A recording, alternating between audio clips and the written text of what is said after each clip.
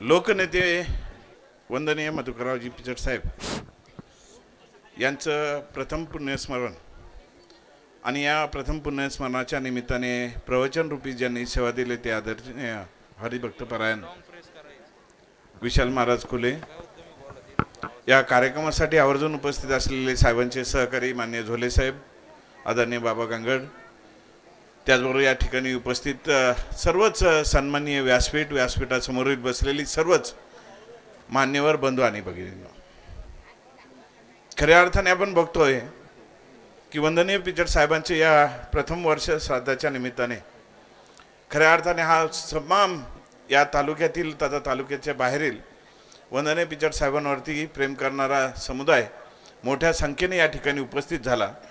त्याबद्दल मी प्रथमतः आपल्या सर्व समाज बांधवांचे, सर्व समाजाचे तथा या ठिकाणी जमलेल्या सर्वच नागरिकांचे, बंधू भगिनींचे मी आभार या ठिकाणी व्यक्त करतो। वंदनीय पिचड साहेबांच्या कालखंडामध्ये सांगायचं झालं तर भरपूर काही विषय आहेत। का सुरुवात त्यांनी ज्यावेळेस केली तर त्या सुरुवातीच्या कालखंडात एक शिक्षकाच्या पोटी जन्म घेतलेला एक मुलगा आणि त्यांनी खऱ्या अर्थाने पुढे चलून या तालुक्यामध्ये खऱ्या अर्थाने एक ध्येय होतं, हा दुष्काळी तालुका पाण्यामध्ये बदल करायचा आणि हा पाणीदार तालुका करण्याकरता खऱ्या अर्थाने त्यांनी आयुष्यभर खऱ्या अर्थाने झटले। हे झटत असताना त्यांनी या ठिकाणी वेगवेगळ्या स्वरूपाचं काम केलं, परंतु काही गोष्टी ज्या आहेत त्या अत्यंत महत्त्वाच्या आहेत। का त्याच्यामध्ये समाजावरच्या आरक्षणाची भूमिका असू द्या, या तालुक्याचं पाणी वाटपाचा कार्यक्रम असू द्या, त्याच्यावरती पाण्याचा हक्क दाखवण्याचा कार्यक्रम असू द्या, चाक बंद करण्याचं धोरण असू द्या, या तालुक्यातील रस्ते, पाणी, वीज या मूलभूत गरजा पूर्ण होण्याकरता खऱ्या अर्थाने पूर्ण आयुष्य वंदनीय पिचड साहेबांनी खऱ्या अर्थाने झटलं। आणि हे झटत असताना त्यामागे खऱ्या अर्थाने जे आपण म्हणतोय का जो पाठिंबा होता तो पाठिंबा आपल्या सर्व समाजाचा, सर्व लोकांचा, जे लोक या ठिकाणी ज्ञात अज्ञात ही जी काही मंडळी आहेत ज्यांनी खऱ्या अर्थाने या ठिकाणी समाजामध्ये पुढे काम करणाऱ्या माणसांचा पाठिंबा दिला, पाठीवर हात टाकले आणि ही पाठीवरचा थाप टाकल्यानंतर खऱ्या अर्थाने पिचड साहेबांनी मागे वळून पाहिलं नाही।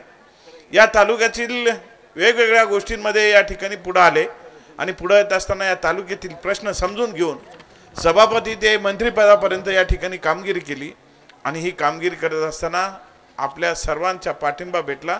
त्याच्यामुळे खऱ्या अर्थाने ही आजची वेळ खऱ्या अर्थाने या ठिकाणी पाहायला भेटलेली आहे। आज खऱ्या अर्थाने वंदनीय पिचड साहेबांना गेल्यानंतर वर्ष होत आहे, अनेक मनामधल्या आठवणी आहेत, परंतु या सर्व गोष्टींना कुठेतरी आपण म्हणतोय की आवर घातला पाहिजे। मागच्या ज्यावेळेस 10वा होता तर 10व्याच्या दिवशी एक संकल्प सोडला होता की वर्षभर पिचड साहेबांकडे माझी कुठली तक्रार जाणार नाही। त्याचबरोबर या ठिकाणी साहेबांच्या बद्दल ज्या काही गोष्टी झालेल्या असतील, कोणी बोललेलं असेल किंवा काय असेल, कुठल्याही गोष्टीला थोडासा संयमीपणाने या ठिकाणी उत्तर द्यावं म्हणून या ठिकाणी काही गोष्टी जाणीवपूर्वक झेललेल्या असतील। वर्षभर राजकीय ज्या ठिकाणी खूपच आवश्यक असेल त्याच ठिकाणी बोलायचं, नाही तर राजकीय थोडंसं भाष्य जे आहे ते कमी करायचं। या ज्या काही गोष्टी घेतलेल्या होत्या राजकीय कुटुंबामधल्या ज्या काही गोष्टी असतील आमच्या, तर त्या कुटुंबाच्या या वर्ष श्राद्धानंतर काही ज्या गोष्टी असतील त्या आम्ही बोलणार आहोत, चर्चा करणार आहोत। या सर्व गोष्टींमध्ये आमचं छाटलेलं होतं, परंतु या ठिकाणी आपण बघतोय का या सर्व वर्ष श्राद्धाचा आजचा हा कार्यक्रम पूर्ण होतोय। ज्या संकल्प होते ते संकल्प खऱ्या अर्थाने या ठिकाणी काल विधिवत काम होत असताना, विधिवत पूजा होत असताना आपण म्हणतो पाणी सोडलं तसं पाणी त्या ठिकाणी सोडलं आणि तो संकल्प पूर्ण केला।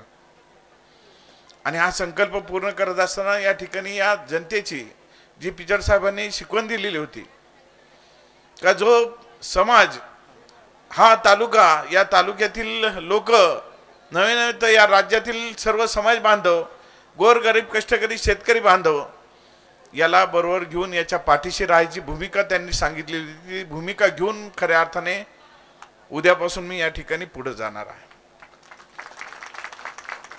आणि हे सगळं करत असताना निश्चितपणाने ज्या पद्धतीने साहेबांच्या पाठीशी आपल्या तमाम जनतेची साथ होती, पाठीवरचा हात होता.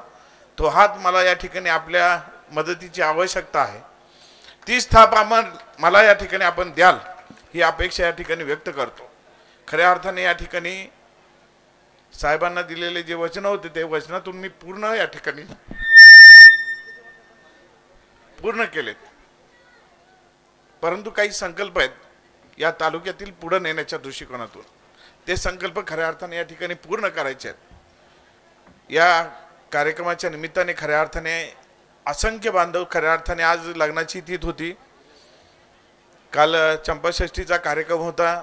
अशाही सर्व याच्यातून आपण सर्वजण मोठ्या संख्येने खऱ्या अर्थाने या ठिकाणी उपस्थित झालात. मी मनापासून आपल्या सर्वांचे आभार या ठिकाणी व्यक्त करतो.